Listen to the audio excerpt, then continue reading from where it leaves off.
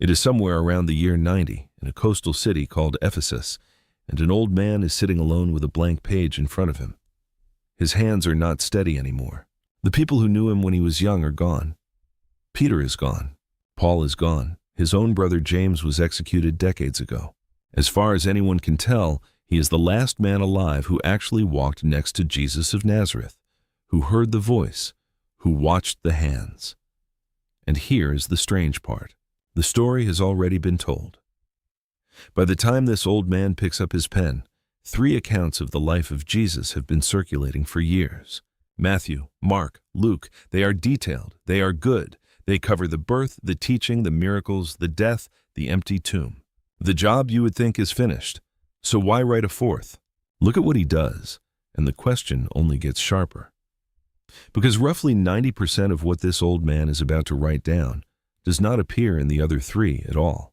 No birth story, no manger, no shepherds, no wise men, no Sermon on the Mount, arguably the most famous sermon ever preached, and he leaves it on the floor. Not a single parable, when Matthew alone records more than 30. Not one exorcism, when the other 3 treat casting out demons as a regular feature of Jesus' ministry. He even gets to the Last Supper, the meal that becomes the center of Christian worship for the next 2,000 years, and he does not mention the bread and the wine. He cuts the things the other writers thought were essential, and in the empty space, he puts in conversations and scenes and claims that the other 3 never breathe a word about. So this is not a book about a timeline. It is not a book about a doctrine. It is not a book filling in gaps the others missed. It is something else entirely. And the man who wrote it tells you exactly what, if you know where to look. Here is what most people miss.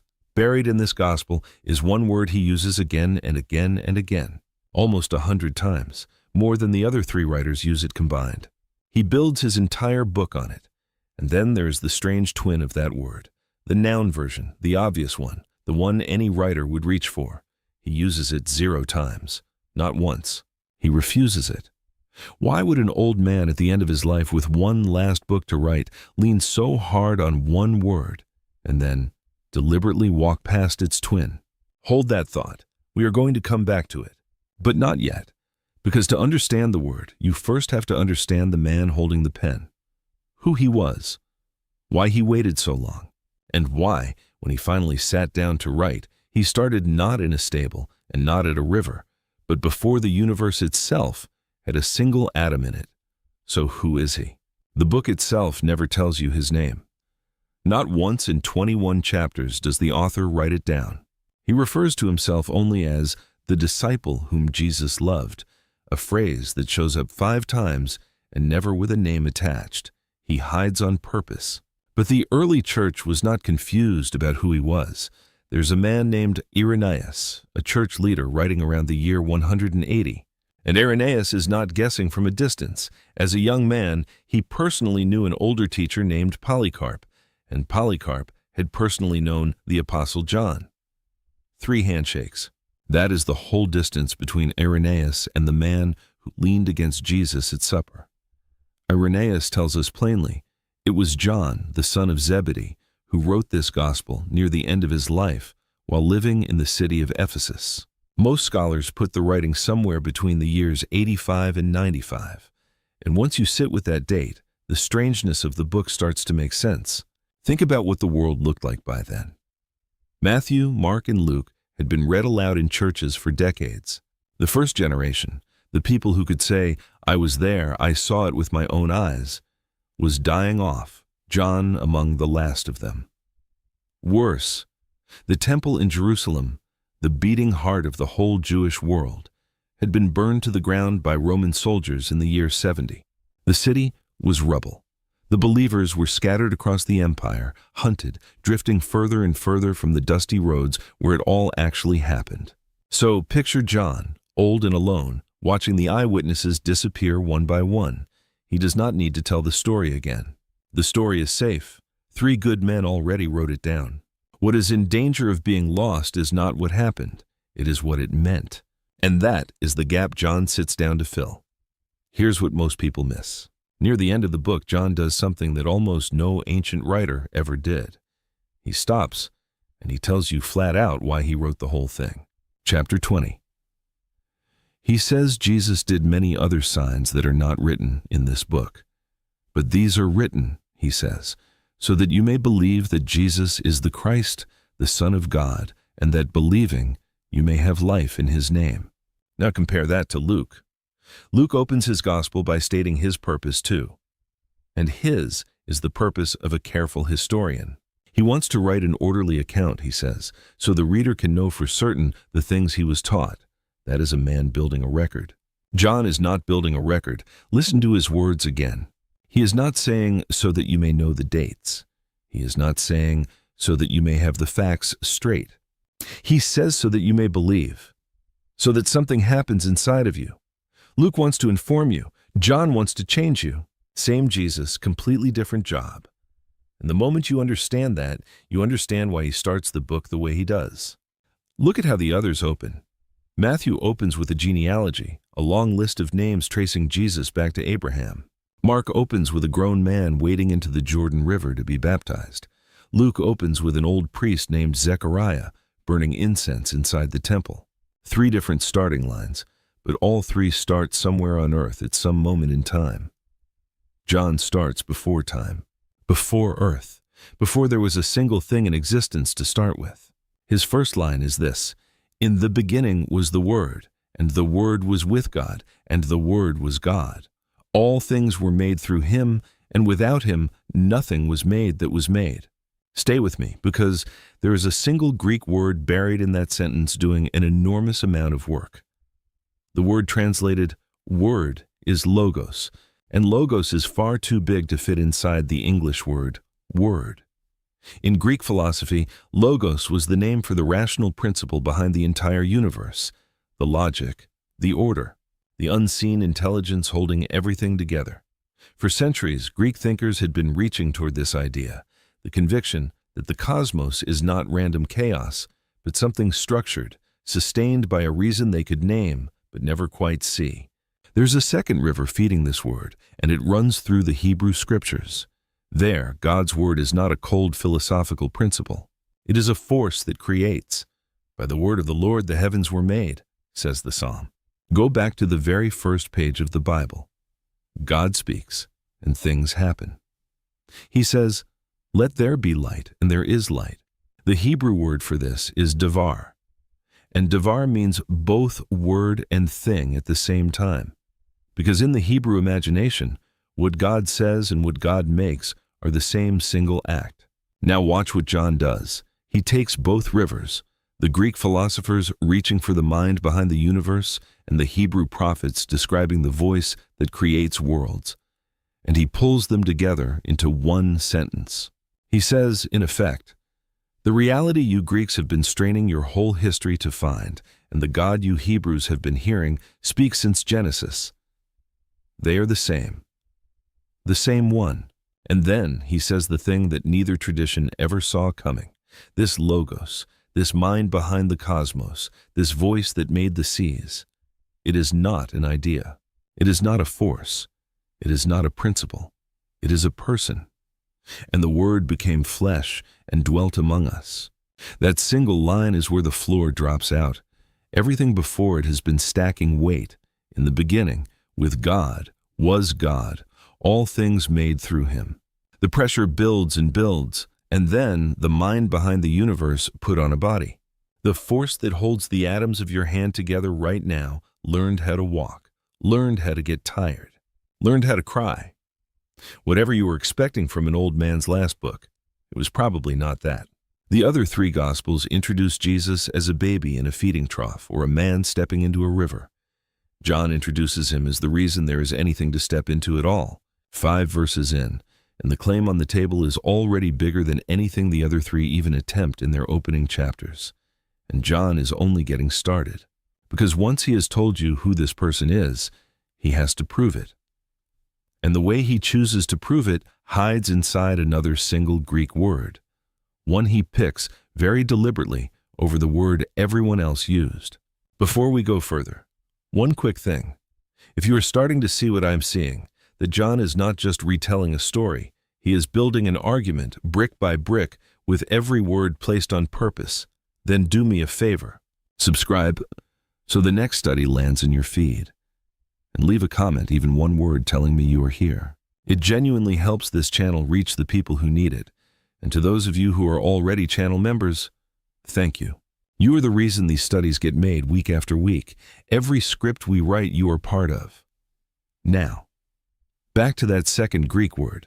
When Matthew, Mark, and Luke describe Jesus doing something supernatural, calming a storm, healing a leper, they reach for a Greek word, Dunamis. It means power, mighty work, a force unleashed. It is the same word our English dynamite comes from. A dunamis is an act that knocks you back on your heels. Look at that. Look how powerful he is. John never uses that word, not one time in 21 chapters. When he describes the very same kinds of events, water turning into wine, a blind man suddenly seeing, a dead man walking out of his own grave, he reaches for a completely different word, Semeion. It means sign, and that is not a small swap. A dunamis says, be amazed at the power. Semeion says, stop looking at the act and look at the one who did it. A miracle points at itself. A sign points somewhere else. A sign is a finger aimed at a person, and John picks exactly 7 of them. The first is water turned to wine at a wedding in Cana. The second is a royal official's son, healed from miles away without Jesus ever entering the room. The third is a man who had been disabled for 38 years, made to walk by a pool called Bethesda. The fourth is 5,000 people fed from 5 loaves and 2 small fish. The fifth is Jesus walking across the surface of the Sea of Galilee in a storm. The sixth is a man born blind, not injured, not diseased, but blind from his first breath, given sight. And the seventh is a man named Lazarus, 4 days dead and sealed in a tomb, called back out by his own name. Now watch the order, because John did not arrange these at random. Look at how each one reaches further than the last, changing one substance into another, then healing across a distance, then undoing a condition 38 years old, then multiplying matter out of almost nothing, then overruling the physics of water itself, then reversing a defect that had been there since birth, and finally, reversing death, matter, distance, time, nature, biology, death. Each sign presses into territory the one before it never touched. John is building a case. And the case is not, Jesus can do impressive things. Anybody's case could be that. The case John is building is this. This person has authority over every single category of reality there is. And the question the signs keep pushing into your chest is, what kind of person has authority like that? But it gets stranger. Because watch what the signs actually do to the people standing there. You would think that the more clearly Jesus proves himself, the more everyone would come around. The opposite happens. After the wine at Cana, his disciples believed in him. After he fed the 5,000, the crowd got so excited they tried to grab him and make him king by force. After he healed the man born blind, the religious leaders dragged the healed man in, interrogated him, and threw him out of the synagogue. And after Lazarus walked out of that tomb, after the single most undeniable sign of all, the chief priests sat down and made a plan to kill not only Jesus, but Lazarus too, because too many people were believing on account of him. Do you see it? The signs do not produce one single reaction. They split the room. The clearer Jesus becomes, the more sharply people divide. Some moving toward him, some backing away, some reaching for stones. And John is not recording that by accident. He is showing you something uncomfortable and true. The evidence by itself does not make a person believe. The exact same sign hardens one heart and breaks another open. Something else has to happen inside the person who is looking. Hold on to that, because it is going to matter enormously in a few minutes. Now here's the other thing John does that the others almost never do. After the big public signs, he does not move straight to the next event. He slows down. He pulls you out of the crowd and into a room, and he lets you hear one person talk to Jesus alone. There is Nicodemus, a powerful man, a member of the ruling council, and he comes to Jesus at night. John makes a point of the darkness. This is a man with too much to lose, sneaking through the streets after dark to ask his questions, Terrified of being seen with a teacher the establishment has already marked as dangerous. There is a Samaritan woman at a well in the heat of the middle of the day, and this conversation breaks every social rule that existed at once. A Jewish man speaking publicly to a Samaritan woman about theology, her gender, her ethnicity, her religion, and her reputation, all crossed in a single exchange. And it is here, to her of all people, not in a temple, not to a crowd, that Jesus says some of the plainest words about himself in the whole gospel. I who speak to you am he. There is the man born blind, hauled back in front of the authorities, who simply refuse to accept what has happened to him. They press him, and he will not be moved off the one thing he knows for sure. One thing I know, he tells them, I was blind, and now I see. He cannot win their theological argument. He does not try. He just keeps standing on what happened to him. And there is Martha, standing at the grave of her brother Lazarus, ripped down the middle between her grief and her trust, hearing Jesus say to her face, I am the resurrection and the life. Here is what those scenes are doing. Matthew, Mark, and Luke mostly give you the wide shot. Jesus in front of the multitude, Jesus on the hillside, Jesus in the temple courts. John keeps cutting to the close-up. Just Jesus and one person. Jesus and a frightened official. Jesus and an outcast woman. Jesus and a man nobody believed. And that choice is not stylistic. It is the whole point, because you do not really learn who a person is by watching them address a stadium. You learn who they are by what they say when it is just the two of you, in a room with the door closed. The wide shot shows you the crowd's reaction. The close-up shows you the man. And John wants you in the room. Which brings us finally back to that one word, the one he used almost 100 times, and its twin, the one he refused, 7 signs. And now, 7 sentences. 7 times in this gospel, Jesus opens his mouth and says the words, I am, and then finishes with a picture. I am the bread of life. I am the light of the world. I am the door. I am the good shepherd. I am the resurrection and the life. I am the way, the truth, and the life. I am the true vine. None of those 7 appear in Matthew, Mark, or Luke. Not one. They are John's alone. And notice what each one attaches Jesus to: bread, light, a door, a shepherd, a way home, a vine. Every single one is something a human being cannot survive without. But underneath all 7, in the Greek, something else is happening. The phrase behind I am is eimi. And here is the detail anyone who spoke Greek would have caught instantly. In Greek, the verb eimi already means I am all by itself. The subject is baked in. So when Jesus adds the extra pronoun ego on top of it, it is technically redundant. It is like a person saying, I myself am. It is heavy. It is emphatic. It lands like a fist on a table. And then comes the moment it stops being a metaphor. Jesus is in a tense standoff with the religious leaders. They throw their greatest ancestor in his face, Abraham. And Jesus answers them, Truly, truly, I say to you, before Abraham was, I am. No bread this time, no shepherd, no vine, no picture at all. Just eimi, standing completely alone. And the crowd bends down and picks up stones to kill him. Why stones? Why that, and why right then? Because they understood exactly what he had just said.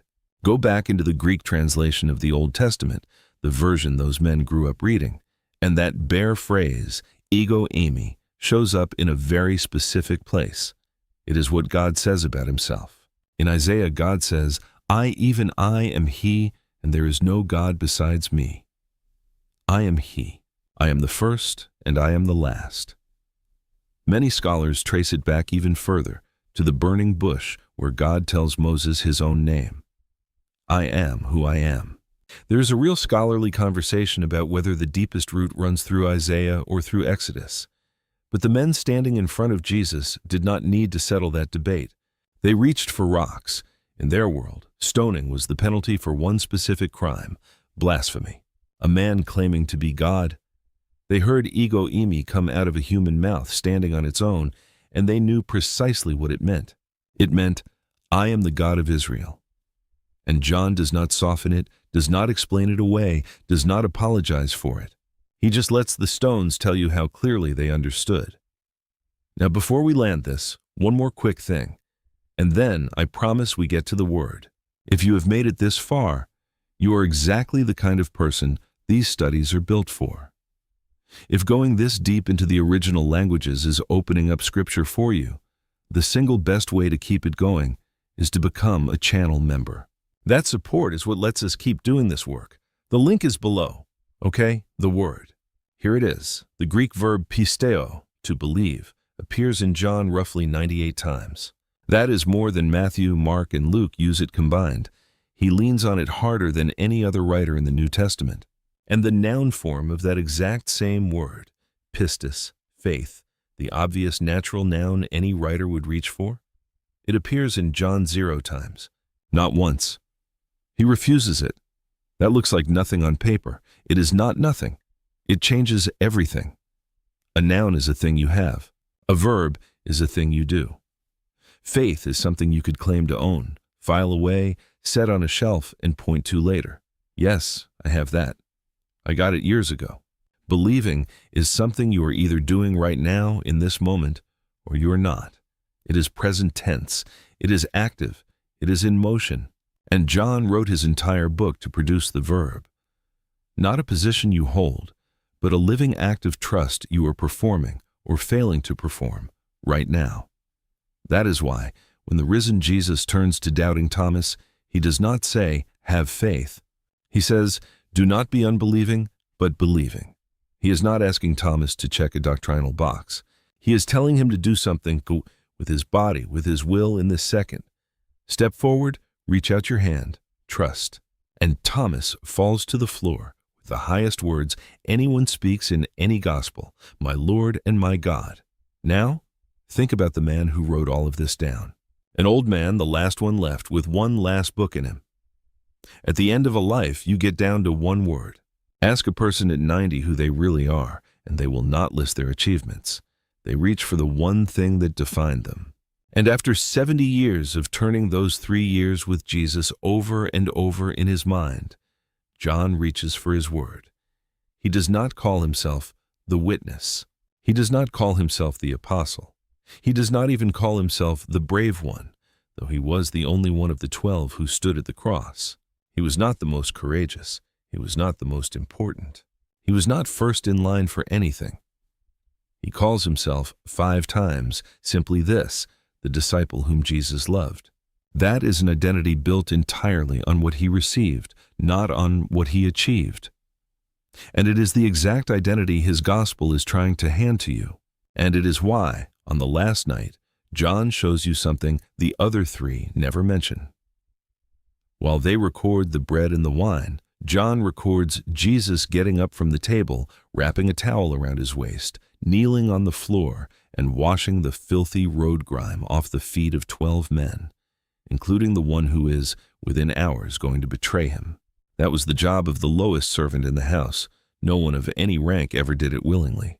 And John has spent his whole book telling you those are the hands that spoke the galaxies into existence, the mind behind the universe down on the floor, wringing out a dirty towel.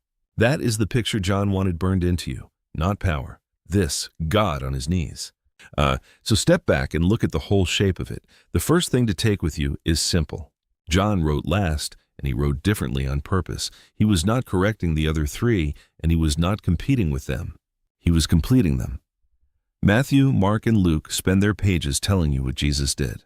John spends his telling you who Jesus is. You need both.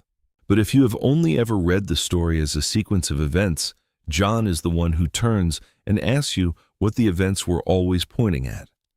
The second thing is harder, because it is aimed straight at you. The question driving the other 3 Gospels is, who is this man? By the time you reach the end of John, the question has shifted. He has already answered who. His question now is, now that you know, what are you going to do about it? And notice he does not ask, do you understand this? He asks the verb, are you believing? Right now, present tense, this moment. Are you leaning your weight on this person or just thinking carefully about him from a safe distance? And the third thing is the one I want to leave you holding. The identity John finally chose for himself, loved, not impressive, loved, not deserving, is the same identity his whole book is trying to give to you. Listen to how he prays on the last night. He says he is not praying only for the 12 in the room, but also for those who will believe in me through their word. That is everyone who ever came to trust Jesus through the message those men carried. That is you if you have. He prayed for you by name and category before he walked to the cross. He knew you were coming. And earlier that same night, he tells you how to live in it. He does not say try harder.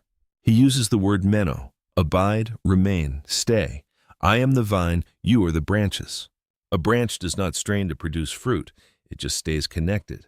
The fruit comes from contact, not from effort. So if God feels more like a concept than a presence to you right now, that is the invitation, not perform, stay. So here's my question for you, and I really do want your answer below. Of all 7 of the I am sayings, the bread, the light, the door, the shepherd, the resurrection, the way, the vine, which one hits you the hardest, right where you are standing today? One line. Tell me.